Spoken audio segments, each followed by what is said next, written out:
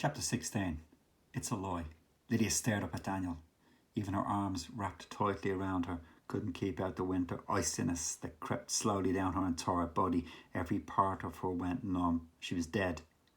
She had died. Here she was, watching, listening as her brother told her that she was dead. Lydia couldn't breathe, but it didn't seem to matter. It was as if every part of her, even the need for breath, had been frozen. She was dead. No! Lydia's scream was rippled from deep inside her. I'm here. I'm not dead. I don't believe it. I won't believe it. And all at once, every part of her burst into painful life. She gasped for breath to fill her air-starved lungs. Her arm throbbed. Her head was pounding. She was alive. I'm sorry to spoil your little game, but congratulations on a fine performance, Daniel smiled. It's not your fault that the people who put you up to this didn't do all their homework properly. It's a lie. I can't be dead, Lydia said, appalled. I am your sister. My name is Lydia Angela Henson, and I'm 12, and this is just a nightmare. Daniel's eyes narrowed. The art of playing a good game, he said softly, is knowing when the game is over. My name is Lyd. Enough! Daniel shouted at her. My sister was killed in a car crash 5 days before her 13th birthday. My parents were driving us to my aunt's house in London when it happened. I was there, so why keep on with this farce? 5 days before her 13th birthday. Lydia's birthday was the 18th of December. Lydia swallowed hard. Back in her own time, it was only mid-November. Back in her own time, she had just over 3 weeks before she was going to die. Daniel fondled his arms across his chest. What's your real name? He asked. Lydia didn't answer. She couldn't. All she could think about was how she had only 3 weeks in her own time before she was going to die in a car crash. That thought burned through her, hurting her more than a bullet had sliced into her arm, and she remembered something strange that Daniel had said. If I'm supposed to die in a car crash, how come you said I was killed by the people of this town? Lydia whispered. The people of this town forced us out. If it hadn't been for the way they treated all of us, and especially Lydia, my mum and dad would never have wanted to escape to London for the Christmas holidays. The people in this town killed my sister.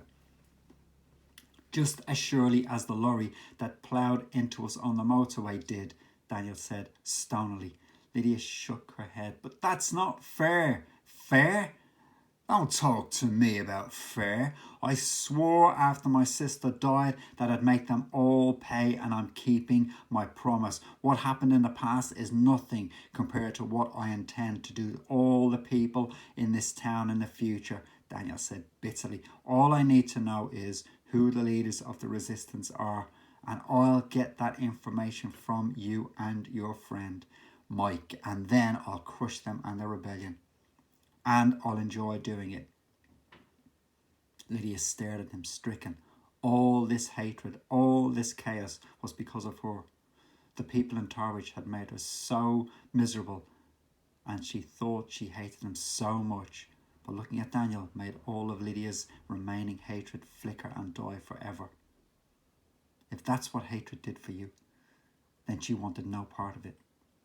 Everyone in Torridge, or Hensonville, as it was now known, was so unhappy, and for all his talk, Daniel was no happier.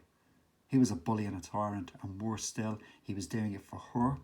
But Lydia didn't want this. Maybe once, but not now. Lydia desperately tried to think of something to say that would convince her brother to stop, but before she could say a word, pain flared through her arms, up past her shoulders and down her fingertips. She winced and laid her right hand over her wound. She could feel her shirt sticking to her skin. Her wound was bleeding again, and when the night guard had grabbed her arm, he must have damaged some of the staples. Lydia pushed up her sleeve and looked. She was right. Blood was seeping down her arm. Lydia looked at Daniel. He was watching her suspiciously. What's wrong with your arm? He said, his eyes narrowing as he glimpsed the wound. Before Lydia could reply, an instant bleeping noise interrupted her. Daniel dug into his trouser pocket, took out his mobile phone and touched the screen.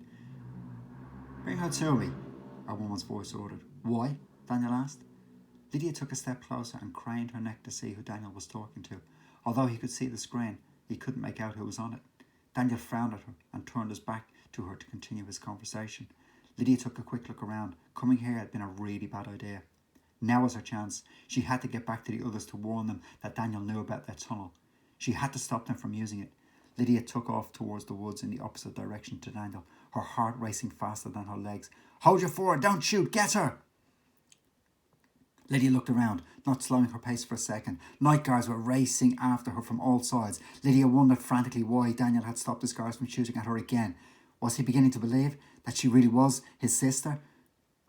Should she have stayed and tried to convince him that she was telling the truth? By running, would he think that he was right to doubt her?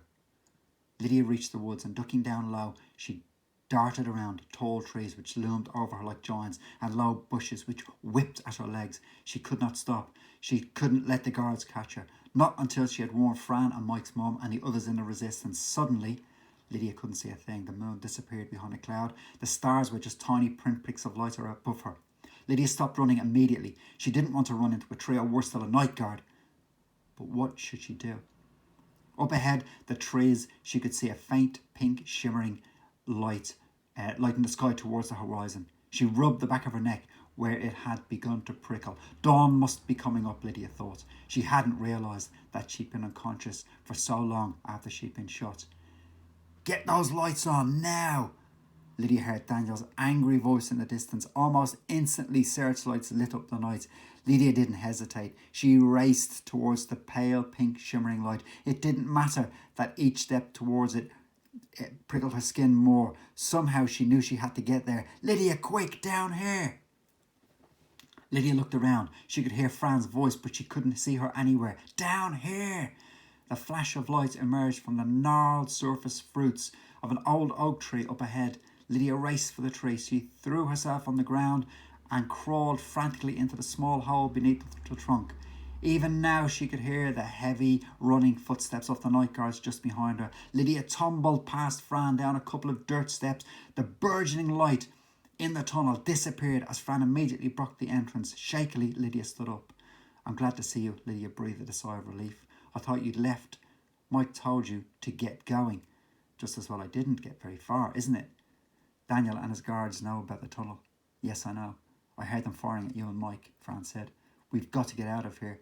We've got to get a message to the..." "Shh!" Fran shook her head quickly and pointed above them. Lydia got the message. The night guards were too close to risk talking. For all Lydia knew, they could be standing just by the oak tree, still looking for her. Fran took the lead, and once again, Lydia found herself trekking through the tunnels beneath Hensonville. "Do you remember Mike's instructions?" Lydia whispered. "I think so. I hope so." Fran's voice sounded worried. "What do you mean?" Never mind, Lydia decided not to ask. Getting back to her own time was becoming more remote by the second.